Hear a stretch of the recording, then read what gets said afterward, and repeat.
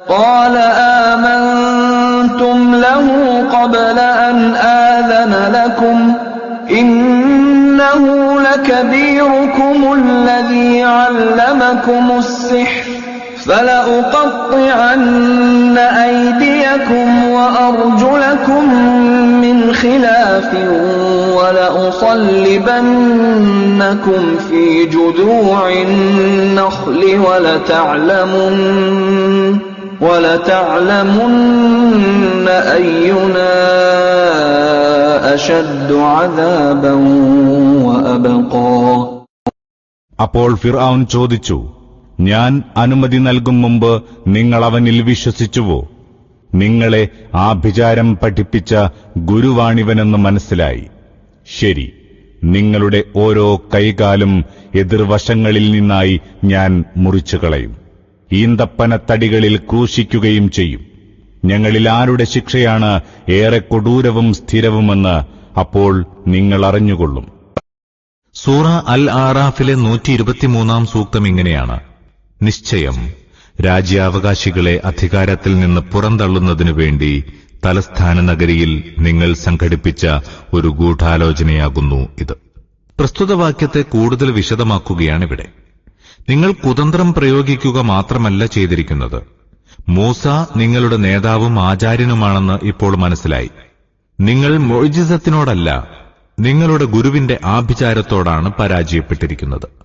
ആചാര്യനെ വിജയിപ്പിച്ച് അവന്റെ പ്രവാചകത്വത്തെ സ്ഥിരപ്പെടുത്തുകയും അത് മുഖേന ഇവിടെ രാഷ്ട്രീയ വിപ്ലവം സംഘടിപ്പിക്കുകയും ചെയ്യാനുള്ള ഗൂഢോദ്ദേശത്തോടെയാണ് നിങ്ങൾ വന്നിട്ടുള്ളത്. കൈകാലുകൾ എതിർവശങ്ങളിൽ നിന്ന് ഛേദിക്കുക എന്നാൽ ഒരു വശത്തെ കൈയും മറുവശത്തെ കാലും ഛേദിക്കുക എന്നാണ് അർത്ഥം. കുരിശിലേറ്റലിന്റെ പൗരാണിക രൂപം ഇപ്രകാരമാണ്: നീളമുള്ള ഒരു ലോഹദണ്ഡ് ലംബമായി നിലത്ത് നാട്ടി നിർത്തുക. പഴയ മരത്തടികളും ഇതിനുവേണ്ടി ഉപയോഗിക്കാറുണ്ടായിരുന്നു. അതിന്റെ മേലറ്റത്ത് ഒരു മരപ്പലക വിലങ്ങരെ ബന്ധിക്കുക. അതിനുശേഷം കുറ്റവാളിയെ അതിന്മേൽ കയറ്റി അയാളുടെ ഇരുകരങ്ങളും വിടർത്തി വിലങ്ങനെ വെച്ച് പലകയുടെ രണ്ടറ്റങ്ങളും ചേർത്ത് ആണിയടിക്കുന്നു. കുറ്റവാളി മണിക്കൂറുകളോളം അതിന്മേൽ തൂങ്ങിക്കിടന്ന് വേദന കൊണ്ട് പുളഞ്ഞ് ഇഞ്ചിഞ്ചായി മരിക്കുന്നു. ക്രൂശിക്കപ്പെട്ട കുറ്റവാളിയെ മരിച്ചു കഴിഞ്ഞാലും ഉടനെ താഴെ ഇറക്കാറില്ല. പ്രേക്ഷകർക്ക് പാഠമായിരിക്കാൻ വേണ്ടി മൃതശരീരം കുറെ സമയം കുരിശിൽ തൂക്കിയിടുകയാണ് പതിവ്. പരാജയപ്പെട്ട കളിയിൽ വിജയിക്കാനുള്ള ഫിർഔന്റെ അവസാനത്തെ തന്ത്രമായിരുന്നു ഇത്. ഭയങ്കരമായ ശിക്ഷകളും മർദ്ദനങ്ങളും കാണിച്ച് ഭീഷണിപ്പെടുത്തിയാൽ സത്യത്തിൽ തങ്ങളും മൂസായും ഒത്തുകളിച്ചതാണെന്നും ഗവൺമെന്റിനെതിരിലുള്ള ഒരു ഗൂഢാലോചനയായിരുന്നു അതെന്നും ആഭിചാരകന്മാരെക്കൊണ്ട് സമ്മതിപ്പിക്കാൻ കഴിയുമെന്ന് ഫിർഔൻ കരുതിയിരിക്കണം. പക്ഷേ ആഭിചാരകന്മാരുടെ വിശ്വാസദാർഢ്യവും സ്ഥൈര്യവും ആ പ്രതീക്ഷയെയും കീഴ്മേൽ മറിച്ചു കളഞ്ഞു. എത്ര ഭയാനകമായ ശിക്ഷയും അനുഭവിക്കാൻ അവർ തയ്യാറായി. അങ്ങനെ തങ്ങളുടെ നേരെ ഗൂഢാലോചന ആരോപിക്കുന്നത് വ്യാജവൃത്താന്തങ്ങൾ പ്രചരിപ്പിക്കാനുള്ള നിർലജ്ജമായ രാഷ്ട്രീയ തന്ത്രമാണെന്ന് ലോകത്തെ ബോധ്യപ്പെടുത്തുകയാണ് അവർ ചെയ്തത്. ആഭിചാരകന്മാർ തുറന്ന ഹൃദയത്തോടെ മൂസാ നബിയിൽ വിശ്വസിച്ചുവെന്നതാണ് യാഥാർത്ഥ്യം. قالوا لن نؤثرك على ما جاءنا من البينات والذي فطرنا فاقض ما أنت قاض إنما تقضي هذه الحياة الدنيا. ആഭിചാരകന്മാർ മറുപടി കൊടുത്തു, ഞങ്ങളെ സൃഷ്ടിച്ചിട്ടുള്ളവനാരോ അവനാണ് സത്യം. തെളിഞ്ഞ ദൃഷ്ടാന്തങ്ങൾ കൺമുമ്പിൽ വന്നുകഴിഞ്ഞിരിക്കെ നിനക്ക് മുൻഗണന നൽകാൻ ഞങ്ങൾക്കൊരിക്കലും കഴിയുകയില്ല. നിനക്ക് വിധിക്കാനുള്ളത് വിധിച്ചുകൊള്ളുക. നന്നേ കവിഞ്ഞാൽ ഈ ഐഹിക ജീവിതത്തിൽ മാത്രമേ നിന്റെ വിധി നടക്കൂ. ഈ വാക്യത്തെ ഇങ്ങനെയും തർജ്ജമ ചെയ്യാം: ഞങ്ങളുടെ മുമ്പിൽ അവതരിപ്പിച്ച വ്യക്തമായ ദൃഷ്ടാന്തങ്ങൾക്കും ഞങ്ങളെ സൃഷ്ടിച്ച മഹാശക്തിക്കുമെതിരായി ഞങ്ങൾ ഒരിക്കലും നിനക്ക് മുൻഗണന നൽകിയിട്ടില്ല. ഇന്നാ ആമന്നാ ബിറബ്ബിനാ ലിയഗ്ഫിറ ലനാ ഖതായാനാ വമാ അക്റഹ്തനാ അലൈഹി മിനസ് സിഹ്ർ വല്ലാഹു ഖൈറുൻ വഅബ്ഖാ. ഞങ്ങൾ ചെയ്ത പാപങ്ങളും നീ ഞങ്ങളെ നിർബന്ധിച്ചു ചെയ്യിച്ച ഈ ആഭിചാരക്കുറ്റവും പൊറുത്തു തരേണ്ടതിനായി ഞങ്ങൾ ഞങ്ങളുടെ നാഥനിൽ വിശ്വാസമർപ്പിച്ചിരിക്കുന്നു. അല്ലാഹു തന്നെയാണ് അത്യുത്കൃഷ്ടനും എന്നെന്നും അവശേഷിക്കുന്നവനും. ഇന്നഹു മൻ യഅതി റബ്ബഹു മുജ്രിമൻ ഫഇന്ന ലഹു ജഹന്നമ ലാ യമൂതു ഫീഹാ വലാ യഹ്യാ. എന്നാൽ പാപിയായിക്കൊണ്ട് നാഥന്റെ സന്നിധിയിൽ ഹാജരാകുന്നവന് നരകമാണുള്ളത്. അതിലവൻ മരിക്കുകയില്ല, ജീവിക്കുകയുമില്ല. ആഭിചാരകന്മാരുടെ വാക്യങ്ങളോട് ചേർത്ത് അല്ലാഹു നേരിട്ട് പറയുന്നതാണ് ഈ വാക്യങ്ങൾ. ഇത് ആഭിചാരകന്മാരുടെ വാക്യങ്ങളിൽപ്പെട്ടതല്ലെന്ന് വാചക ശൈലി തന്നെ മനസ്സിലാക്കി തരുന്നുമുണ്ട്. ജീവിതത്തിനും മരണത്തിനുമിടയിൽ തൂങ്ങിക്കിടക്കുന്ന ഒരവസ്ഥയാണത്. തന്റെ യാതനകൾക്കും വേദനകൾക്കും അന്ത്യം കുറിക്കുന്ന മരണം ആഗതമാകുന്നില്ല. മരണത്തെക്കാൾ ജീവിതത്തിന് മുൻഗണന നൽകാമെന്ന് വെച്ചാൽ ജീവിതത്തിന്റെ ഒരു സൗഖ്യവും ആനന്ദവും ലഭിക്കുന്നില്ല. ജീവിതത്തോട് വെറുപ്പും വിരക്തിയുമുണ്ടാകുന്നു. പക്ഷേ മരിക്കാൻ സാധിക്കുന്നില്ല. വിഭാവനം ചെയ്യുമ്പോൾ മനസ്സ് കിടിലം കൊള്ളുന്ന ഈ ശിക്ഷാരൂപമത്രേ വിശുദ്ധ ഖുർആൻ വിവരിച്ച നരകീയ ശിക്ഷകളുടെ കൂട്ടത്തിൽ ഏറ്റവും ഭയാനകമായത്. ومن يأته مؤمنا قد عمل الصالحات فأولئك لهم الدرجات العلى. സൽക്കർമ്മങ്ങൾ അനുഷ്ഠിച്ച് സത്യവിശ്വാസിയായിക്കൊണ്ട് ഹാജരാകുന്നവനോ അത്തരക്കാർക്കൊക്കെയും ഉന്നത പദവികളുണ്ട്. ജന്നാതു അദ്നിൻ തജ്രി മിൻ تحتها الأنهار خالدين فيها وذلك جزاء من تزكى. നിത്യവസന്തമണിഞ്ഞ ആരാമങ്ങൾ, അവയ്ക്ക് കീഴിലൂടെ ആറുകൾ ഒഴുകിക്കൊണ്ടിരിക്കും. അവർ അതിൽ ശാശ്വതമായി വസിക്കും. വിശുദ്ധി കൈക്കൊള്ളുന്നവർക്കുള്ള പ്രതിഫലമാണിത്. وَلَقَدْ أَوْحَيْنَا إِلَى مُوسَى أَنْ أَسْرِ بِعِبَادِي فَاضْرِبْ لَهُمْ طَرِيقًا فِي الْبَحْرِ يَبَسًا لَا تَخَافُ دَرَكًا وَلَا تَخْشَى. നാം മൂസാക്ക് ദിവ്യബോധനം നൽകി. എന്തെന്നാൽ എന്റെ ദാസന്മാരെയും കൂട്ടി രാത്രി പുറപ്പെടുക. അവർക്ക് വേണ്ടി സമുദ്രത്തിൽ ഒരു വരണ്ട വഴിയുണ്ടാക്കുക. ആരെങ്കിലും പിന്തുടരുമെന്ന് ഭയപ്പെടേണ്ട, ഒട്ടും പരിഭ്രമിക്കുകയും വേണ്ട.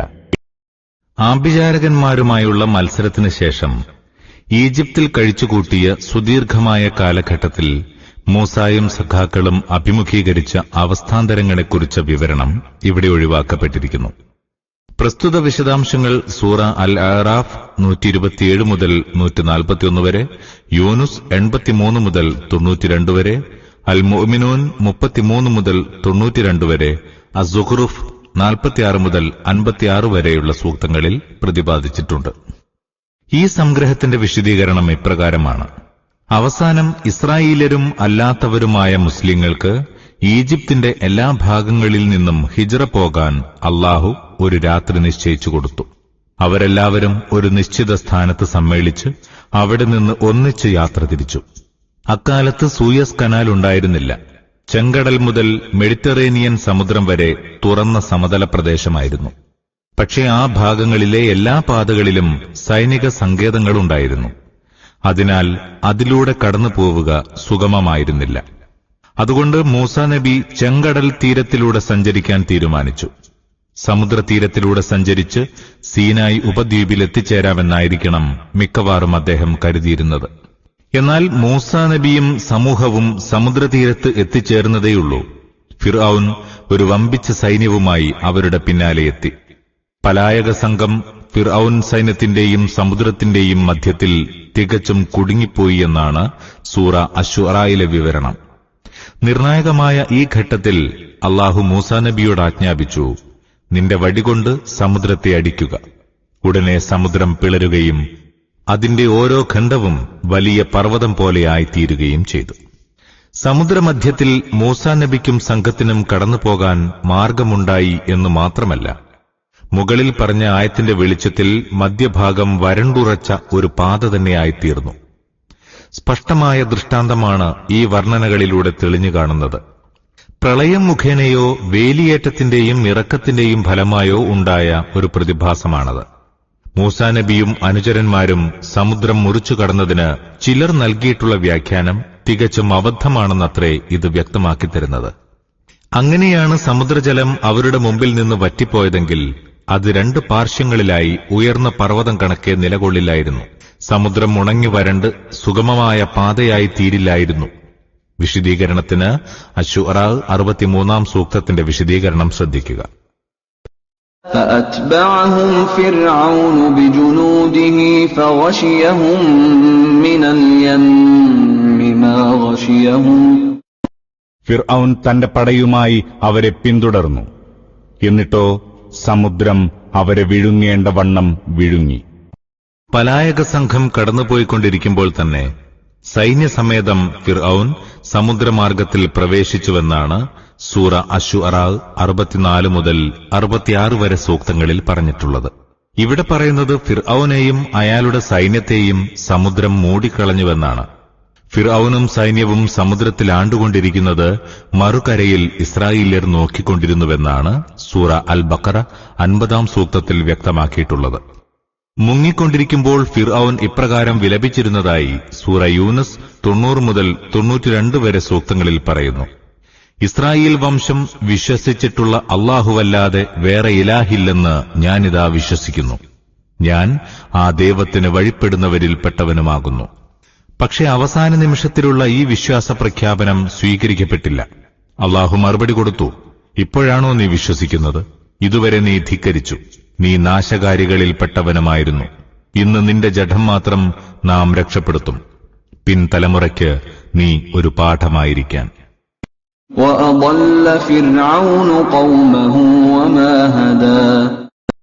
ഫിർഔൻ അവന്റെ ജനത്തെ വഴി തെറ്റിക്കുക തന്നെയായിരുന്നു, ഒരിക്കലും നേർവഴിക്ക് നയിച്ചിരുന്നില്ല.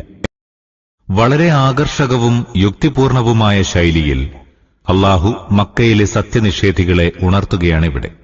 ഫിർഔൻ തന്റെ ജനതയെ നയിച്ച അതേ മാർഗത്തിലൂടെ തന്നെയാണ് നിങ്ങളുടെ പ്രമാണിമാരും നായകന്മാരും നിങ്ങളെയും നയിക്കുന്നത്. ഫിർഔന്റെ പ്രയാണം ഒരുവിധ സന്മാർഗത്തിലുമായിരുന്നില്ലെന്ന് ഇപ്പോൾ നിങ്ങൾ സ്വയം മനസ്സിലാക്കിയല്ലോ. കഥയുടെ സമാപനത്തിൽ ഈ സംഭവത്തെ സംബന്ധിച്ചുള്ള ബൈബിൾ റിപ്പോർട്ടുകൾ കൂടി ഒന്ന് പരിശോധിച്ചു നോക്കുന്നത് ഉചിതമായിരിക്കും. ഖുർആനിലെ ഇത്തരം കഥകൾ ഇസ്രായേല്യരിൽ നിന്ന് കടമെടുത്തതാണെന്ന് ചിലർ നടത്തിക്കൊണ്ടിരിക്കുന്ന ജൽപ്പനത്തിന്റെ സത്യാവസ്ഥ തുറന്നു കാണിക്കാൻ അതുപകരിക്കും. ബൈബിളിലെ പുറപ്പാട് പുസ്തകത്തിലെ ഈ കഥ സംബന്ധിച്ചുള്ള വിവരങ്ങൾ ക്രമാനുഗതമായി ഇനി പറയുന്നു. 1. പുറപ്പാട് 4 അധ്യായം 2 മുതൽ 5 വരെ വാക്യങ്ങളിൽ അല്ലാഹു മൂസാ നബിക്ക് ദൃഷ്ടാന്തവടി നൽകിയതായി പറയുന്നു. 17 വചനത്തിൽ അദ്ദേഹത്തോട് ഇപ്രകാരം നിർദ്ദേശിച്ചതായും കാണാം. അടയാളങ്ങൾ കാണിക്കാനായി ഈ വടിയും നീ കയ്യിൽ വെച്ചുകൊള്ളുക. പക്ഷെ പിന്നീട് ഈ വടി ഹാറൂന്റെ കൈകളിലെത്തിയതും അദ്ദേഹം അതുകൊണ്ട് ദൃഷ്ടാന്തങ്ങൾ കാണിക്കാൻ തുടങ്ങിയതും എങ്ങനെയെന്ന് മനസ്സിലാകുന്നില്ല. 7 അധ്യായം മുതൽ നിരവധി അധ്യായങ്ങളിൽ തുടർച്ചയായി ഹാറൂൻ തന്നെയാണ് വടിയാൽ അമാനുഷിക ദൃഷ്ടാന്തങ്ങൾ സൃഷ്ടിച്ചുകൊണ്ട് പ്രത്യക്ഷപ്പെടുന്നത്. 2. പുറപ്പാട് 5 അധ്യായത്തിൽ മൂസായും ഫിർഔനും തമ്മിലുള്ള പ്രഥമ കൂടിക്കാഴ്ചയെക്കുറിച്ച് വിവരിച്ചിട്ടുണ്ട്. എന്നാൽ അല്ലാഹുവിന്റെ ഏകത്വത്തെയും അവന്റെ അധീശത്വത്തെയും കുറിച്ച് അവർ തമ്മിൽ നടന്ന വിവാദത്തെപ്പറ്റി അതിലൊന്നും പറയുന്നില്ല.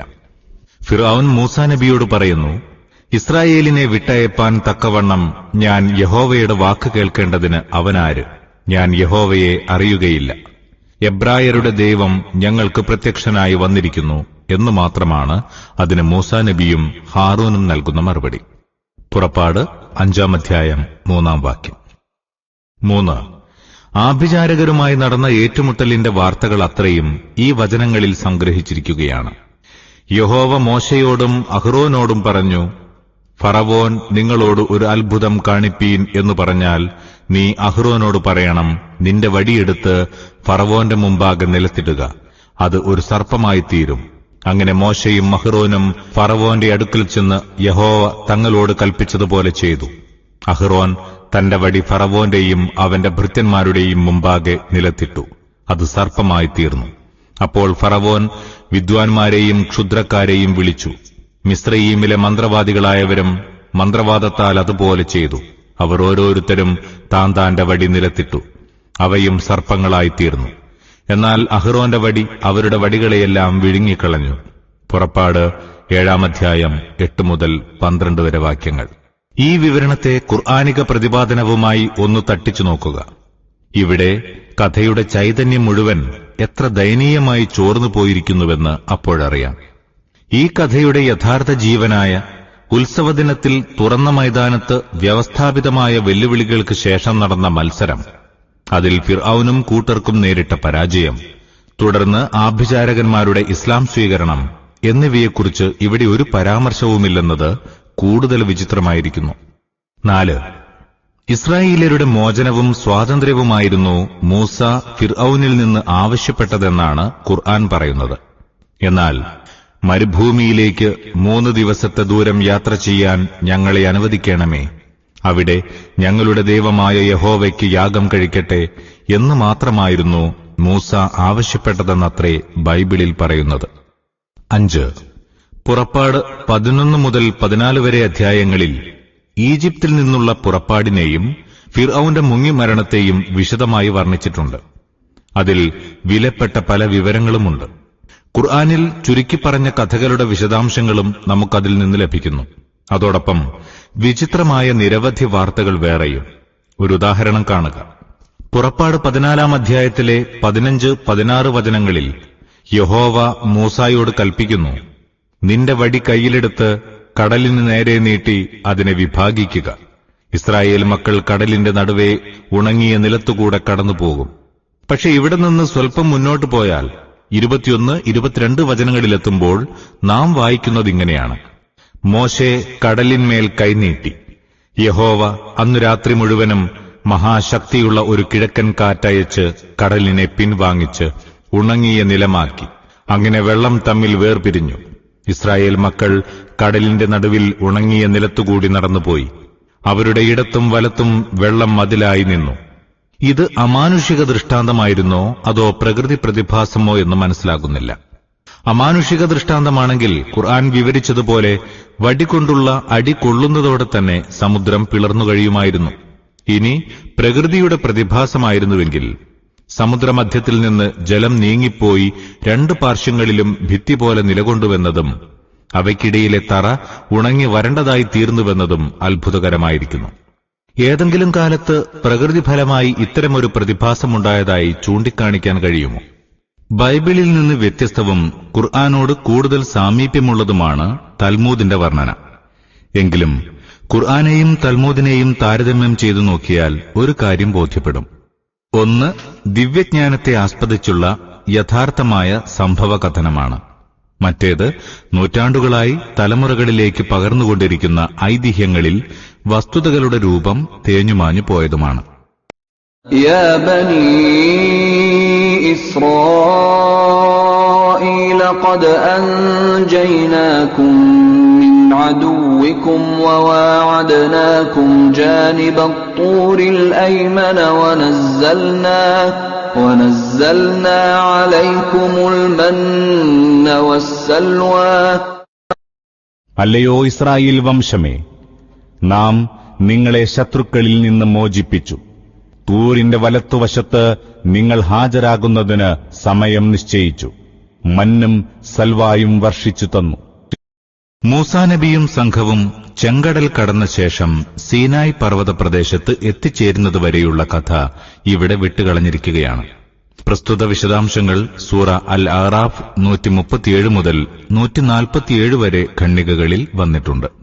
ഈജിപ്ത് വിട്ട ഇസ്രായേലിയർ സീനായ് അർദ്ധദ്വീപിൽ കണ്ട ഒരു ക്ഷേത്രത്തെ അനുകരിച്ച് ഒരു കൃത്രിമ ദൈവമുണ്ടാക്കി പൂജിച്ച കഥയും അവിടെ വിവരിച്ചിട്ടുണ്ട്.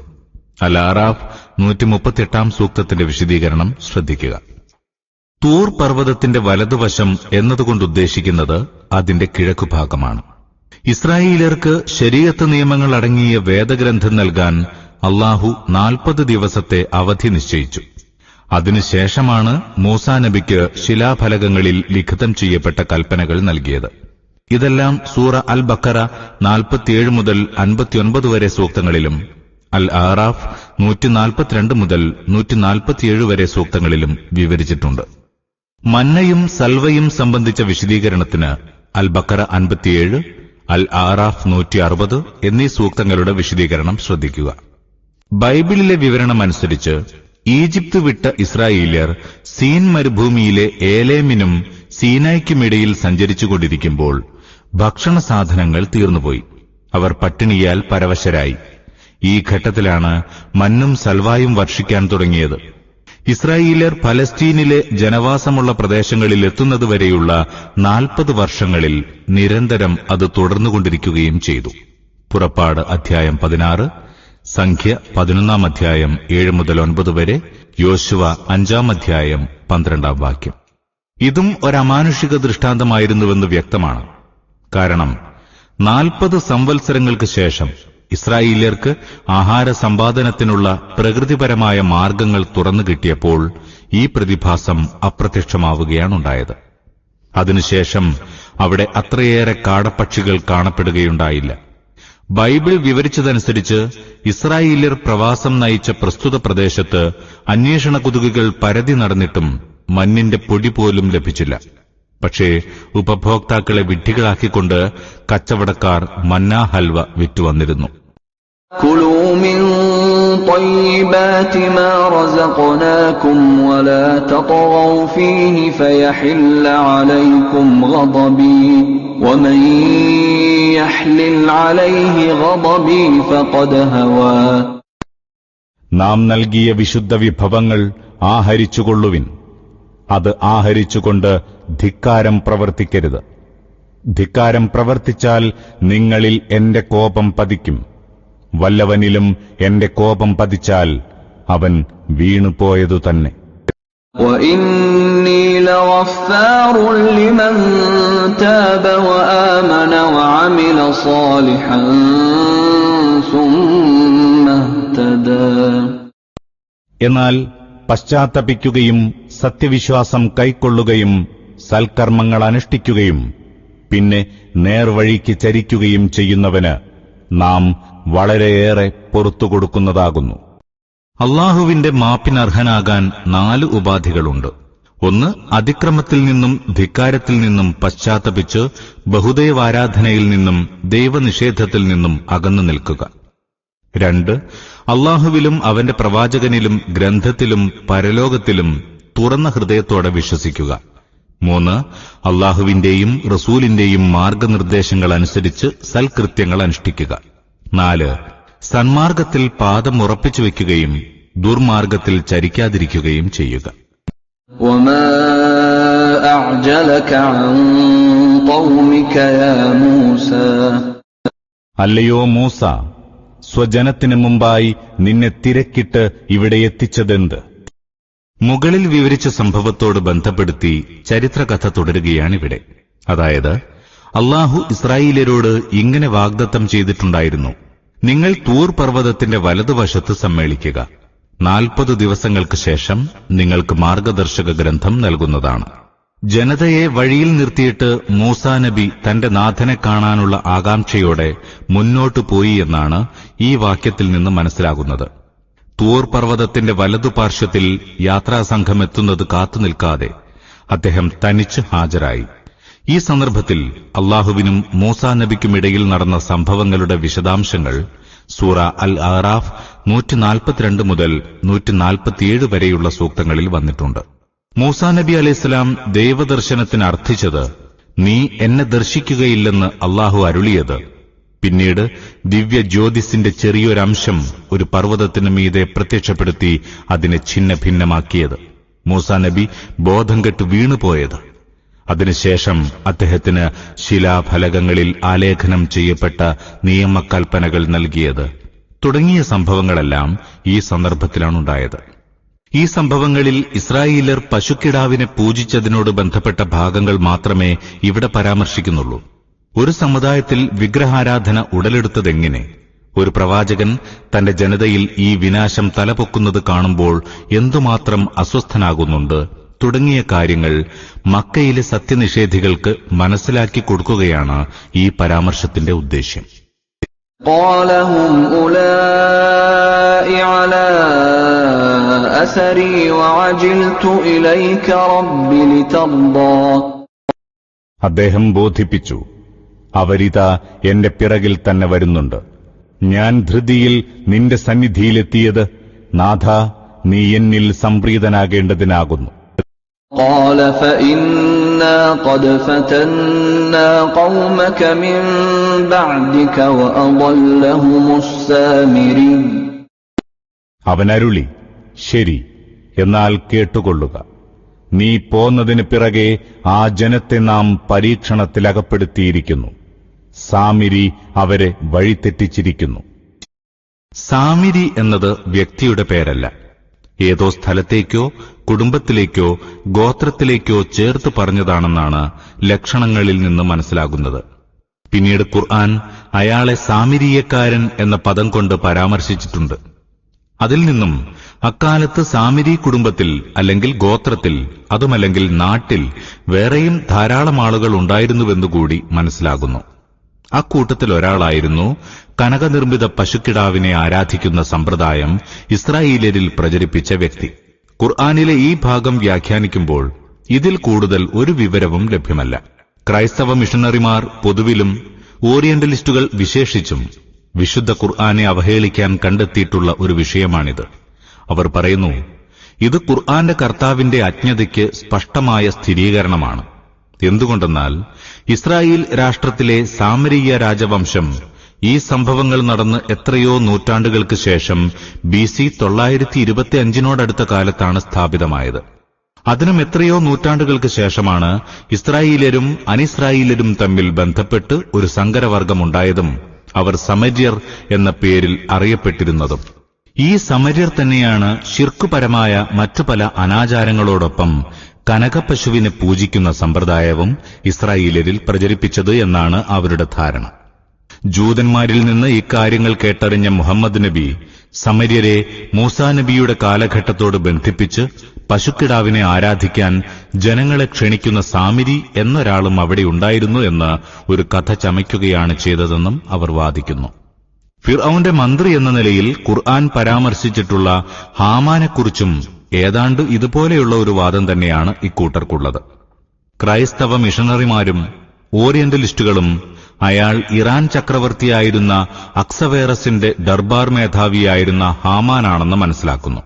മാത്രമല്ല, അത് ഖുർആൻ രചയിതാവിന്റെ അജ്ഞതയ്ക്ക് മറ്റൊരു സാക്ഷ്യമായി പ്രചരിപ്പിക്കുകയും ചെയ്യുന്നു.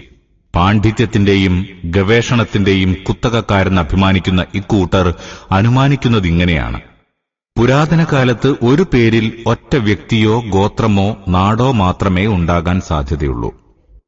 എന്നാൽ പൗരാണിക ചരിത്രത്തിൽ സുപ്രസിദ്ധമായ ഒരു സമുദായമാണ് സുമേരിയർ. ഇബ്രാഹിം നബിയുടെ കാലത്തുതന്നെ ഇറാഖിലും സമീപ പ്രദേശങ്ങളിലും അവർ വ്യാപിച്ചു കഴിഞ്ഞിരുന്നു. ആ നിലയ്ക്ക് മൂസാ നബിയുടെ കാലഘട്ടത്തിൽ ഈ സമുദായത്തിൽപ്പെട്ട ആളുകൾ ഈജിപ്തിൽ സാമരി എന്ന പേരിൽ അറിയപ്പെട്ടിരിക്കാൻ ധാരാളം സാധ്യതയുണ്ട്. അങ്ങനെ ഈ സാമിരിയുടെ മൂലകുടുംബം പരിഗണിച്ചുകൊണ്ട് തെക്കൻ ഫലസ്തീൻകാർ പിൽക്കാലത്ത് സാമിരികൾ എന്ന പേരിൽ അറിയപ്പെട്ടു. ഇസ്രായേൽ രാഷ്ട്രത്തിലെ സുവർണകാലത്ത് അവരിൽ ഒരു രാജാവ് സമര്യ എന്നു പേരുള്ള ഒരാളിൽ നിന്ന് ഒരു മല വിലയ്ക്ക് വാങ്ങി.